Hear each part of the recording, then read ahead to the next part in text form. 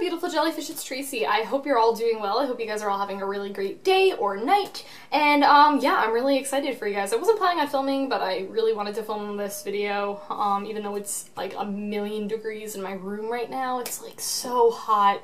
And I really wish the fan was on right now, but I can't have the fan on and record because it's just really noisy. But that's okay, because I'm filming and I'm excited and I was having a really great day. So, yeah, basically, this is a video for you guys going over my deck tech for my Tasigur EDH deck. A couple things about the deck before we get started. So, this is a really fun deck. This is really great. If you know me in Magic, you know that Tasigur is one of my all-time favorite Magic cards. I have the Tasigur playmat. That is literally how much I love Tasigur. I think he's just one of the best Magic cards ever. He's being used in like so many different things right now. If you look in like a bunch of different formats, he's being used in Modern, being used in Standard and stuff, and he's just really great. So, and EDH. So my whole take on this deck, on basically how I constructed this deck, is I did a couple of things. I basically built this deck, obviously, to interact with, you know, my graveyard. I want things to go to my graveyard. I have a couple of things that have ETB effects, enter the battlefield effects, so that I can, they enter the battlefield and then they die because I blow up the board or someone else blows up the board, and then I bring them back with Tasigur. The deck also has quite a bit of card draw, as, you know, I am running blue, and it basically just revolves around, like, drawing lots of cards and stuff, and, because a lot of times I can just, like, dump my hand. And yeah, the deck is really fun. The deck is also really not that expensive. My deck actually is about like $100. It's a little bit over. It's really not that expensive if you're looking for a deck that's not super crazy expensive. Because money is definitely, you know, a huge part, and I completely understand that. Yeah, this deck is really fun. If you want to follow along with, you know, the cards that I, you know, talk about and stuff like that, the tapped out link that I have it on will be down below, so you can follow along if you want to. But yeah, guys, that is it. Let's just get right into the video. So, starting off with lands. I run 36 in the deck. That number seems to be working out quite well for me. I potentially may even bump it down to 35 because I do have quite a bit of mana ramp. So I have a couple of sort of like non-basic lands and stuff like that. So the first land that I have is this land called Alchemist Refugee, and I really like this land a lot. I think if you're running Simic colors in EDH, I think this is a really good card to consider. It's really not that expensive also. It's like 50 cents. So this land is really cool. So that is one card that I have in my deck. And the next card that I have is Command Tower. Command Tower is just kind of an EDH staple. If you're running more than 2 colors, I really suggest investing in the Command Tower because it's just going to help you get your colors so that you can do, you know, all the things that you want to. So that card is great. The next card that I have, similarly, I'm just going to group these together. I have Evolving Wilds and Terramorphic Expanse in the deck, because I like deck thinning, and ideally I would love to have fetch lands, but those are a little bit too pricey right now, and like, I'm not going to be spending lots of money on Magic cards for, like, quite a bit because of my Bloom deck that I built over the summer, and I'm like, oof, I can't really be buying lots of Magic cards. So, I have Terramorphic Expanse and Evolving Wilds, and they work out just fine for me. Yeah, they are a little bit slower, but, you know, again, money. Okay, then I have Opulent Palace. Again, just tri-land, nothing fancy because I want to get my colors. I have Temple of the False God. This land is great. Such an EDH staple. I really love that land a lot. And then for some reason I only have Temple of Deceit and Temple of Mystery. I really don't know why I don't have Temple of Malady. I'm hoping to get that soon. That's definitely an addition that I want to make for this deck. It's like $4, and I just don't know why I don't have it, but yeah. And then in terms of basics, I do have a lot of basics in this deck, because I have a lot of things that filter to get me basic lands to my hand and to the battlefield. Right now I'm running 9 swamps, 9 islands, and I'm actually running 10 forests, but one of those forests is going to be replaced with the Temple of Malady, so yeah, okay, so I have 36 lands. I have 7 artifacts in the deck. The first artifact that I have is Chromatic Lantern. This is an amazing Magic card because it's going to get you, one, it taps for mana, which is really awesome, and 2, your lands can tap for anything. Now, I really don't have an issue in this deck, for the most part, with, you know, tapping my mana. Like, it's a very even mix in the lands, obviously, as I have, like, 9, 9, and 10, which, you know, one of them is going to be 9, so because I'm replacing the forest out with a temple, but yeah, it's very, very basic with that, so, like, I have, you know, I don't really have issues with getting my colors, but I just really like having the addition of Chromatic Lantern in there just in case. Then I have Darksteel Plate. I really like Darksteel Plate because, one, it's indestructible, which is awesome, so a lot of their, you know, anti-artifact or enchantment heat doesn't work because it's Destroy, and Darksteel Plate's indestructible. And this card's just really good. You use it for, you know, to equip to Tasigur, or use it for, you know, any creature that you just don't want to die. And yeah, the card's just really good. Okay, then I have Elixir of Immortality, and this card is in here because I don't want to deck myself, and I have it in there just in case for some reason I, like, draw a lot of my cards and I am close to milling myself out, which I've gotten pretty close to a couple times, so I'm actually considering running, like, a Laboratory Maniac in this deck. I'm not gonna lie, because I have that much card, like, if I have card draw and the game goes on, I can draw a lot of my cards, so... Then I have Soul Ring, pretty self-explanatory. Soul Ring is just kind of a really good Magic card and kind of an EDH staple. The same with Swiftfoot Boots.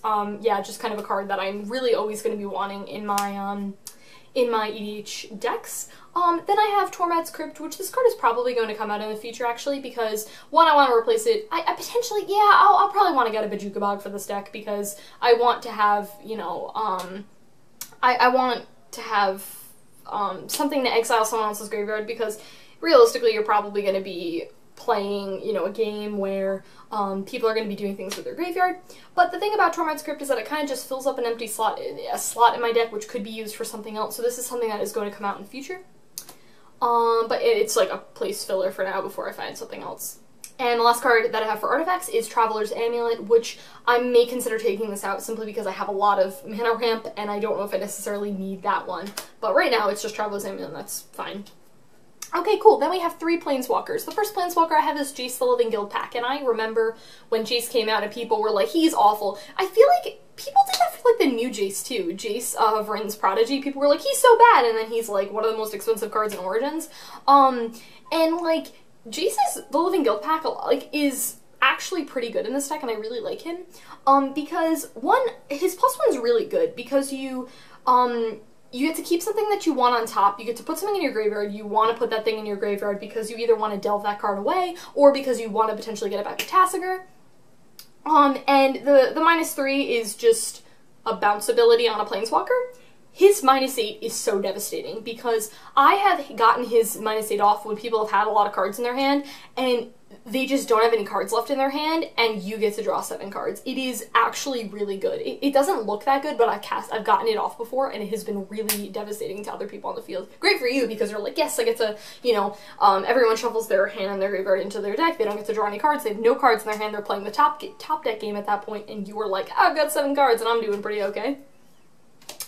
Cool. Then I have Kiora the Crushing Wave. By the way, I really want the new Kiora for this deck. I want her so badly. She's gonna be so sweet. She's gonna be perfect in this deck. But yeah, Kiora's really great. I mostly use her for her -1 simply because I like card draw and I like being able to play additional lands. She's like a mini Urban Evolution in a Planeswalker, so I really like that. But Kiora's really sweet. I like her a lot. And then we have my all-time favorite Planeswalker, Liliana Vess. If I'm running Black in EDH, yes, I am running Liliana Vess because she's a demonic tutor, basically, in a Planeswalker. She's just really good. I basically never go for her ults. Like, I just go for the tutoring because she's just really good. Sorcery that I have is Diabolical Tutor. Yes, ideally this card would be great if it was a demonic tutor because it's 2 less mana. However, demonic tutor's $23.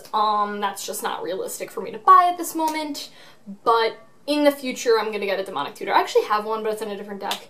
But yeah, just tutoring I'm a huge fan of it. I mean, it's just like, I don't understand something that's better than, like, I'm just gonna take something that I like and put it into my hand. It's just, like, really good. So, that card is sweet.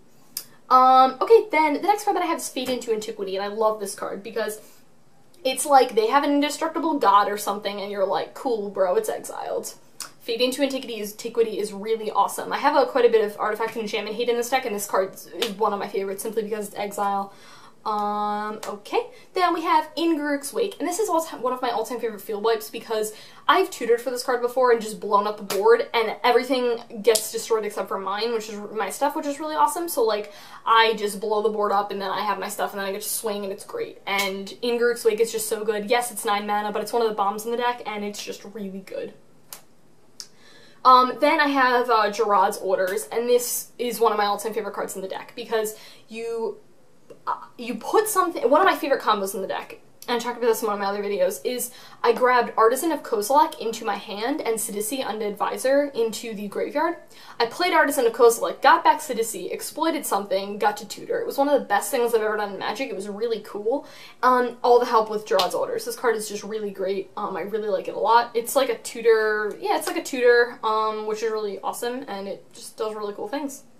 Then I have Ponder, and this is a card that potentially may come out in the future. I'm not exactly sure. This card's not necessarily bad. I potentially just may want to replace it with something else in the future. But for the time being, it's in there. I like Ponder. It's a good card. And then I have Unravel the Aether. Similarly to Fade into Antiquity, you know, it gets by a lot of, you know, removal stuff that, you know, is indestructible or something. Because it's indestructible, you can't destroy it, but you can shuffle it back into the library. Potentially, that may be something that comes out in the future, simply because I don't know if I need it. I have quite a bit of artifact slash...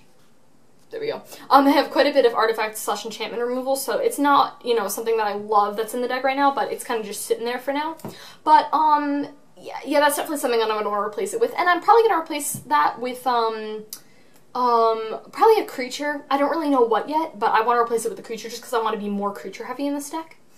Okay, now we get into the instants in this deck. I have 14 instants. The first one that I have, I actually just threw this in here, so I don't know how well it's going to work, but, Artificer's Epiphany. I drafted this card before and I really like it, and I like this card because you put something in your graveyard, which you want to do, and you get to draw 2 cards, and it's instant speed, so I think that's really cool.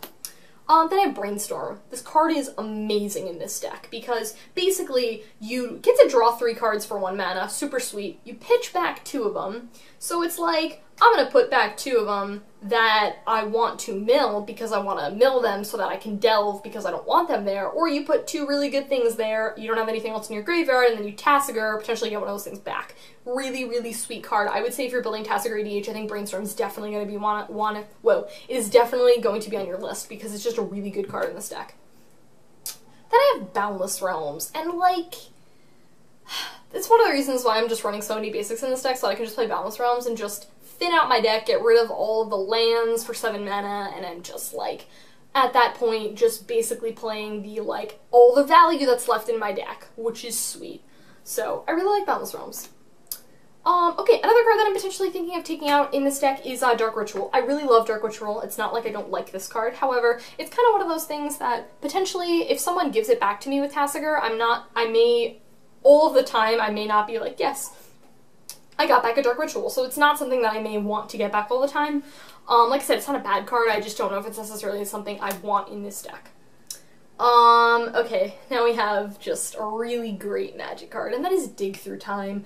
I mean, like, if you're playing blue in EDH, you probably want to run oh gosh, I just, like, started to rock back. The chairs in my college are, like, rocking chairs, and I'm really not a fan of it, and they're just, like, you just, like, go back. I don't like that. It's, like, they're really annoying, and I just started to do it on accident, and it gives you that, like, sensation like you're falling, and it's, like, not a joyous sensation, so I'm really not a fan. Anyways, Dig Through Time, great Magic card. It's basically just, like, for basically 2 mana, you look at the top 7 of your 7 cards of your deck, you pick the 2 best ones, and then you pitch back the rest of them. I really don't understand how that's bad. This card is actually amazing. There's a reason that it's banned in Modern. This card is just actually insane, and I love it. Cool. Then we get into Fact or Fiction, and I love this card, and I also love how I have this card in Japanese. I haven't been showing you guys all the cool, like, foils and stuff that I have, but I do want to show you guys this because I'm pretty sure this is Japanese.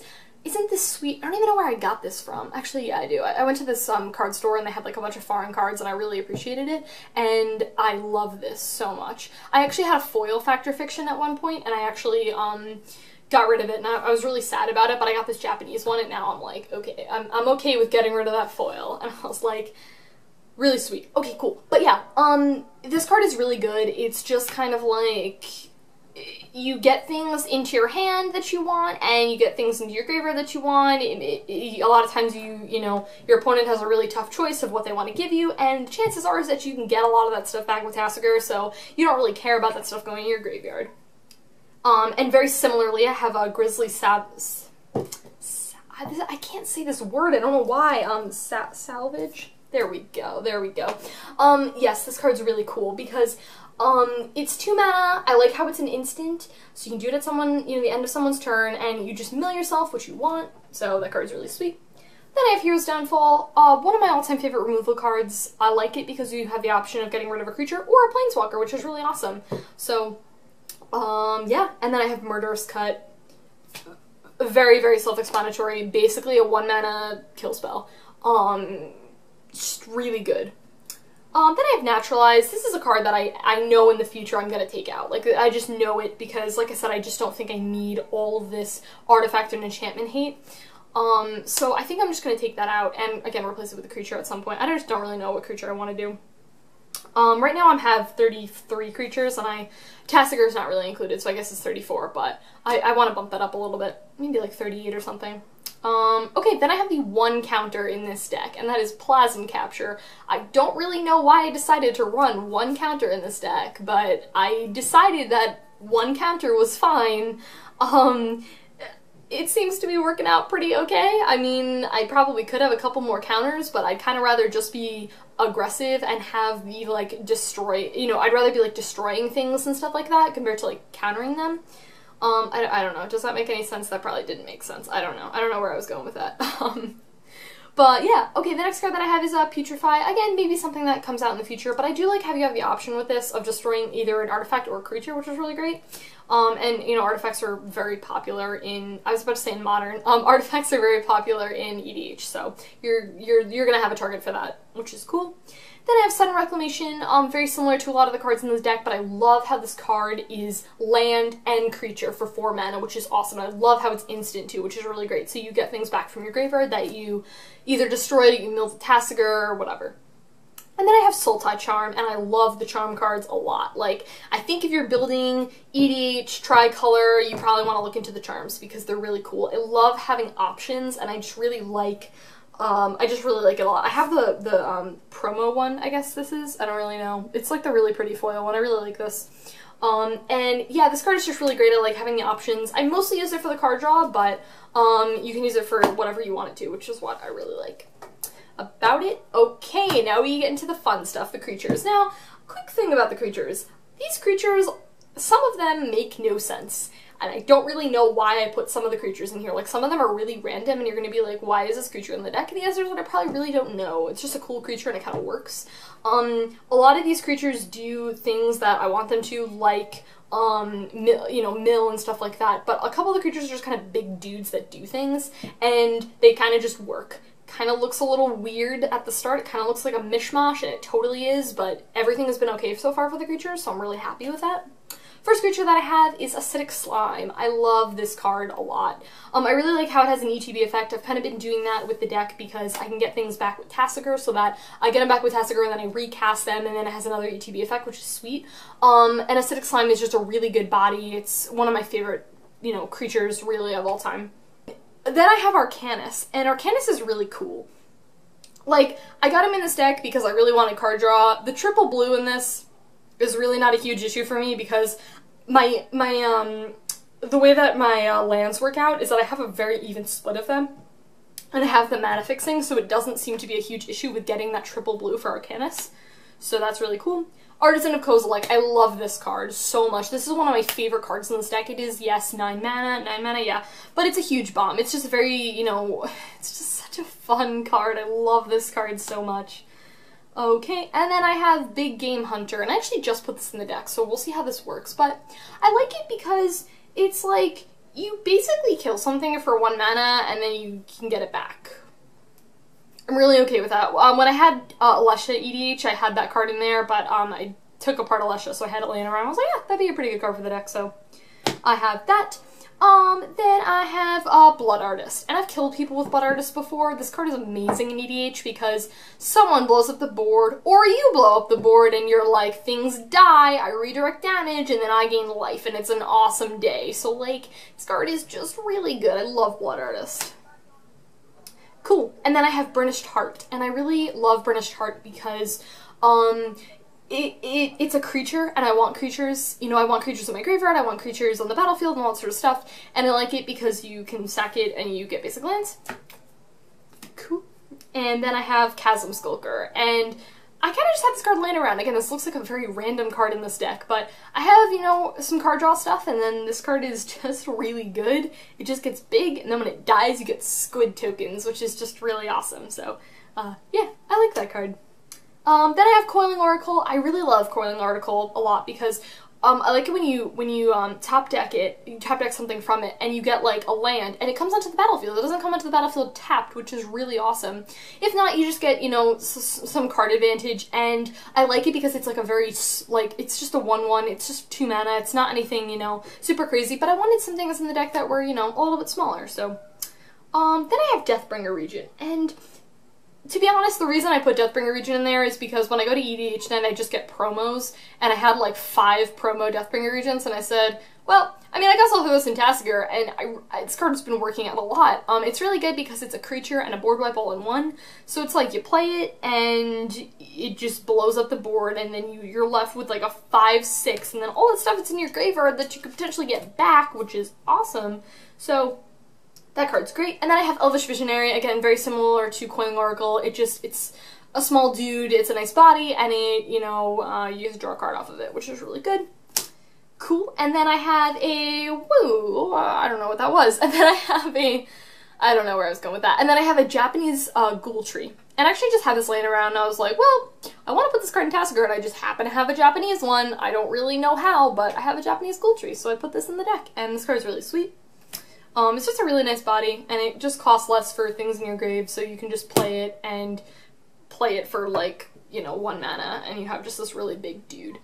That's cool. Then I have Grave Titan, and I love Grave Titan. I'm a huge fan of, like, all the Titans, but Grave Titan's really sweet, because it's like, you attack with it, and they have Death Touch, so they're kind of like, I kind of don't want to deal with that, and then it's like, okay, but then I get more dudes to block with when I attack. It's just really good. It's got, like, the deck has a little bit of token gen in it, and I really like it. It's really cool.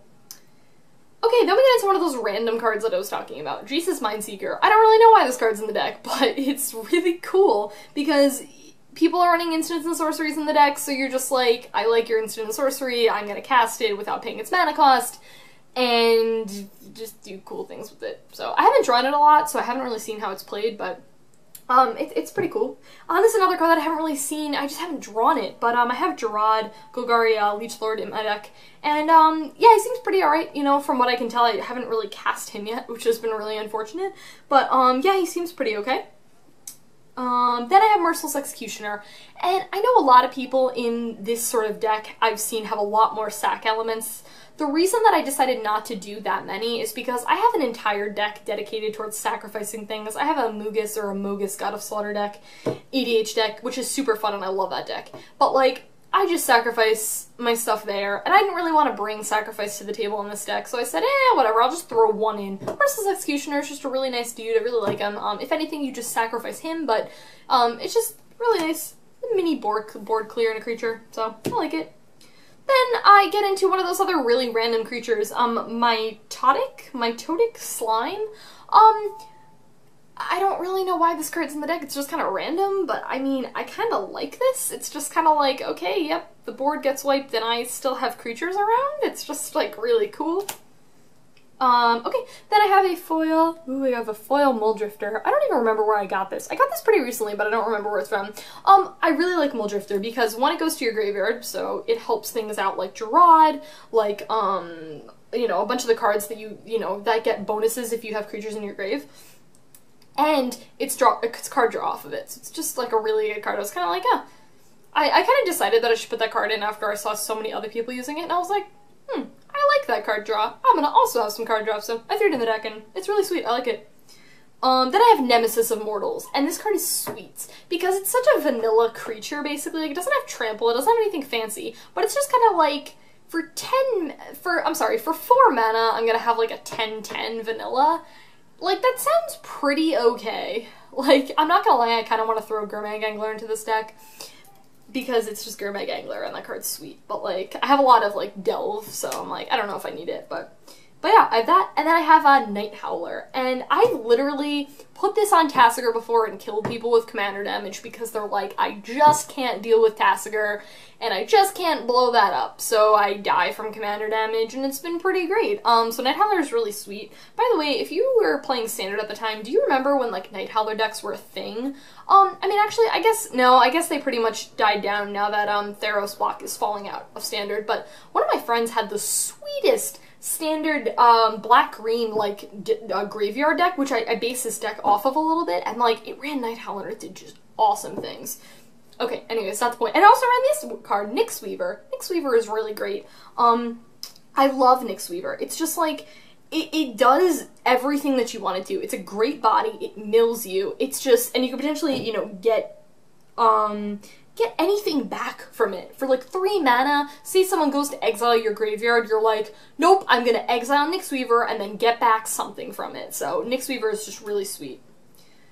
One of my favorite cards in this deck is called Prime Speaker Zagana, I believe is how you say it. She is amazing. I have had like an Artisan Nichoza out and gotten to draw like 11 cards before because of it. It's just, she's so sweet. And then she gets those +1/+1 counters, so she's like a 12/12 for 5 mana.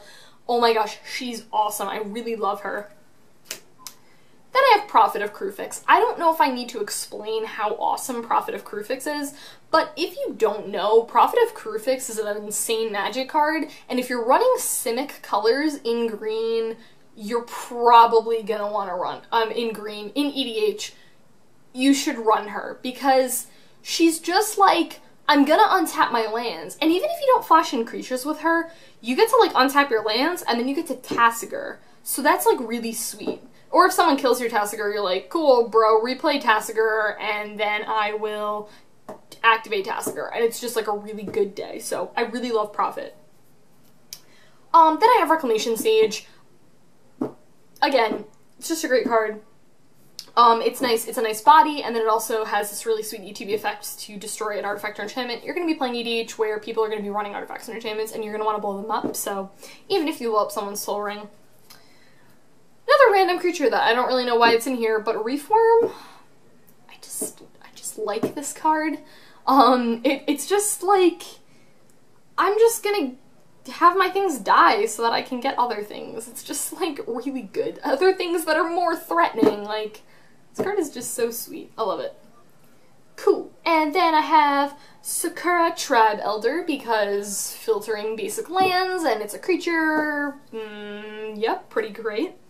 Then I have Satyr Wayfinder, and I love Satyr Wayfinder because it's like 4 mana for a 1/1 that I get to mill 4 cards off of, and I get a land back, which is great. So I really like Satyr Wayfinder. And then we have the Train of Sidisies. I have like 3, well I have 2 Sidisies, then I have Sidisies Faithful in the deck. But, yeah, I guess I'll start there. Sidisies Faithful. This card is great because, first off, it's 1 mana for a bounce spell, for a creature that bounces, which is great. 2, you exploit, so you get rid of something on your board that you can potentially bring back. And, like, it's just 1 mana. Like, she's just so good. I remember, oh my gosh. So, what pre-release was this? Oh my gosh, I don't remember. It was, Fate Reforged or something? It was the one with all the, no, it was Dragons, because it was the one, I was about to be like, it was the one with all the dragons. And I remember I drafted, like, blue-white, I think, or something. I had, like, control cards or whatever.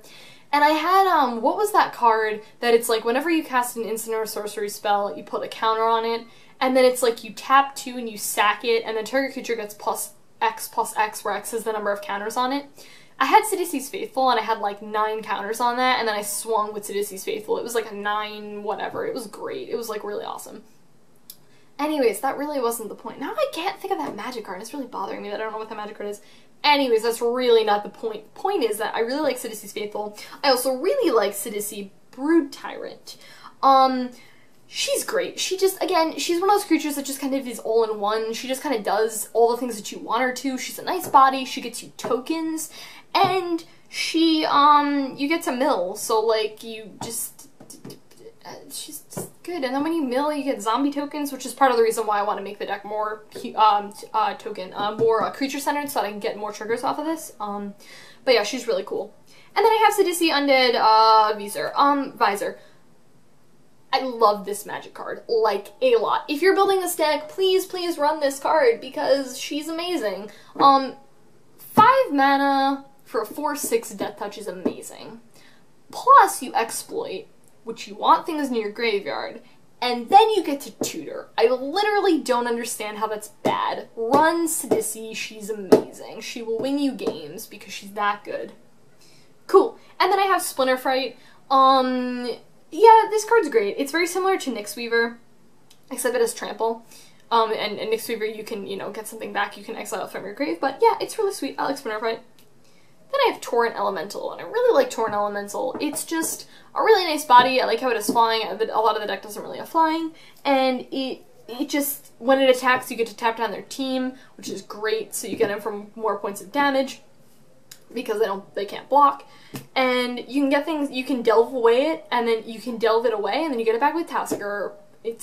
I'm sorry, you don't get it back with Tasigur, you get it back with itself, and that's just really cool. Okay, then I have Scoop Mob. I don't know, I may take Scoop Mob out in the future, but I just really like Scoop Mob, so I kind of want to just keep him in. But this card is just so good. It's just like, I'm just gonna have like a really big Scoop Mob, and the deck ramps pretty well, so, you know. I like Scoop Mob. And the last card that I have in this deck is a card that I really can't pronounce. It's Solemn something. There's going to be a picture here, but it's how this is pronounced is so not coming to me, and I totally meant to look up how this is pronounced, but I don't know. But this card's great because it does 2 things that you want it to in the deck. It gets you lands, and it gets you card draw, which is really cool by me. So, yeah. Yeah, guys, that's it. That is my entire Tasigur EDH deck. This deck is sweet. I really love it. It's a lot of fun. It's not that expensive, which is really awesome. If you are building this deck, I would say when you're building decks, it's really good to look at other decks as inspiration, because a lot of times you'll be like, wait, what other cards do I want to put in this deck and stuff like that. And like I said, there's a couple of cards that I'm still, you know, unsure about. I'm not like 100%, you know, like, oh, satisfied with this, with the deck, but I'm at a really good spot with it. Like I said, it's done really well for me. And I think it's good. Like, it's definitely on the slower side, I would say, like, but it's in an EDH setting where, you know, it's a little bit more casual, and, like, you know, a lot of times people spend their first early turns mana ramping and stuff like that, so you're pretty much okay. But yeah, this deck is just so much fun. I really like it. Like, if you're considering building a Tasigur EDH deck, I'm gonna be like, yeah, go do it, because it's just a lot of fun. But yeah, guys, that's it. I hope you enjoy the rest of your day/night, and I'll talk to you later.